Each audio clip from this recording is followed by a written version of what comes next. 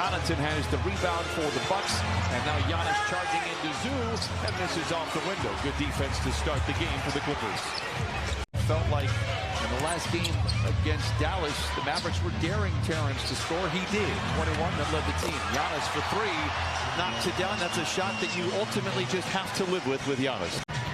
Bucks come in second best defense in the NBA. Their offense is yet to catch up with it, but when you have this guy, good things can happen. 2 stops for the Clippers at the rim. The big lineup up front for Milwaukee, who are coming off a 116-106 win against the Lakers under this roof last night as George misfires. Clippers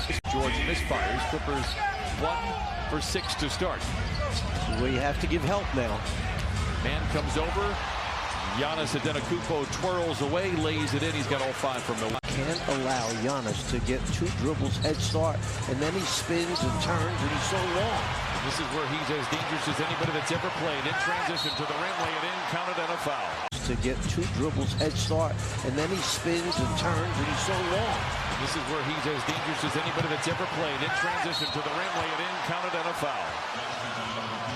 The Clippers were there in Milwaukee, 19 rebounds. He was 10 of 15 from the free throw line, went 21 of 39 from the field. Giannis comes in with great form even outside of that game against the Clippers. He's averaging 39. The league office, all that matters is the league office that they don't send you the fine notification. Giannis from the mid-range. An attitude that everybody's going to come play well, and you wind up winning so many games.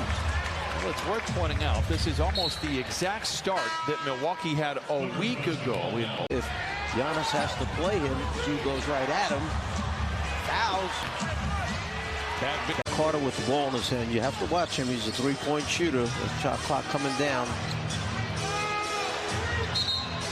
Whistle. Travel. Turnover. Carter. Yes. Inside. Over Barnes off the window. Covington with the rebound. A minute to play in the first.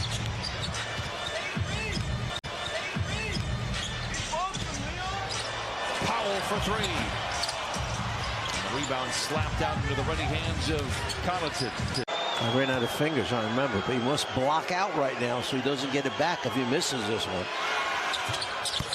Trading people you care about and who have contributed so much to the organization, and so it's always bittersweet because there's a happiness of welcoming new players, but it's always a challenging time. And I think one of the things that I've learned along the way, none of those deals were close to being closed, and then it just came in a flurry, and then you have to tie them together in multi-team deals. And our group really did an unbelievable job of organizing everything. You know, Michael Winger, Trent Redden, Mark Hughes, Lee Jenkins.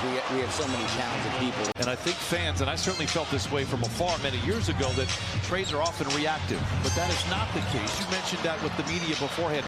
Even though there are bigger trades happening around the Clippers. Yeah, good point. I think, look, you know, weeks in advance, once you assess your team and kind of the strengths and weaknesses, and two-way player who can dribble, pass, and shoot, and also has the ability to switch.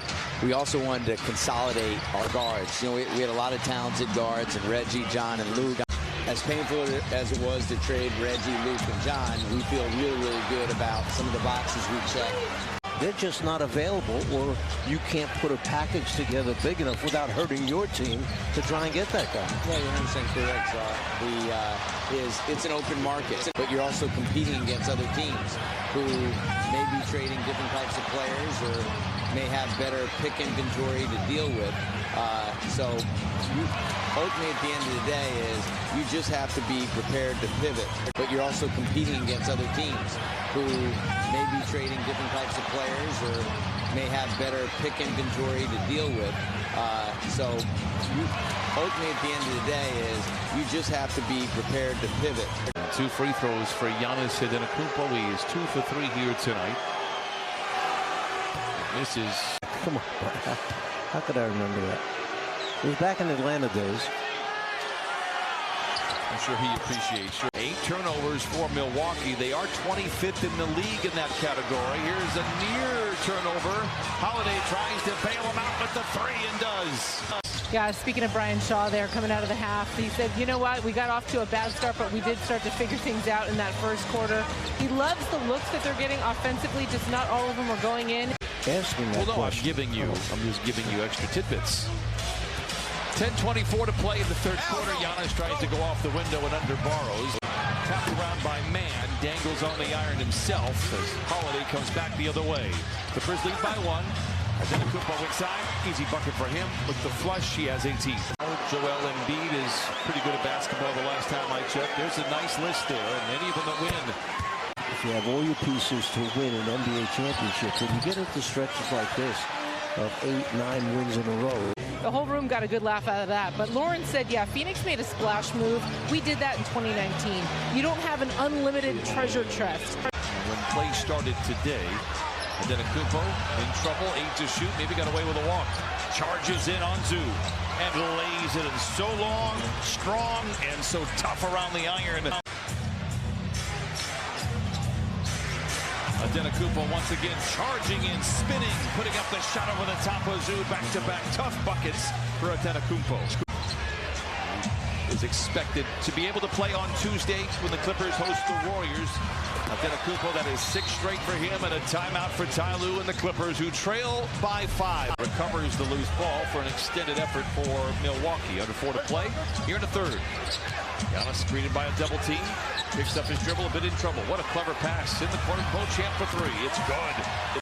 Beauchamp with a nice looking stroke there. Here is Powell rumbling down the lane, colliding with Antetokounmpo. A whistle and a foul.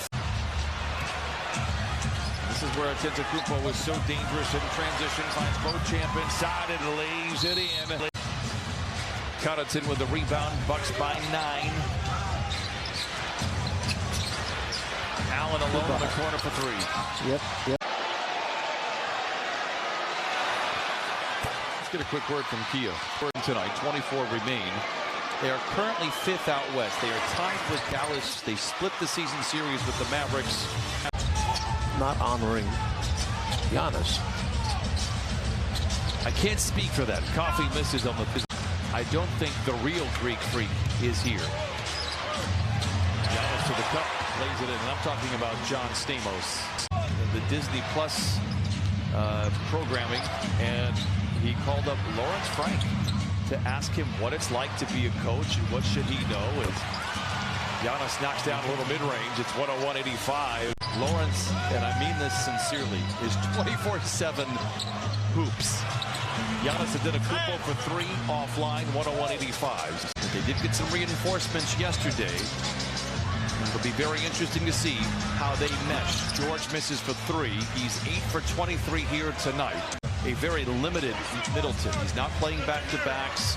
He's coming off the bench. He's playing very low minutes. Giannis inside to the rim, lays it in. He's got 33. Carter's a terrific piece. He'll play on defense, hard-nosed, make open 3-point shots. He's one of those guys on the second unit that can help you open the game up. That's not the way he's facing, so that's not the normal way. He'll probably go here and here the way he's facing. There you go. And stay tuned for a Clippers live postgame show with Gene Zelasco and Corey McGetty, presented by Nissan. He cashed in on it. And Giannis with the foul to get himself out of the ball game.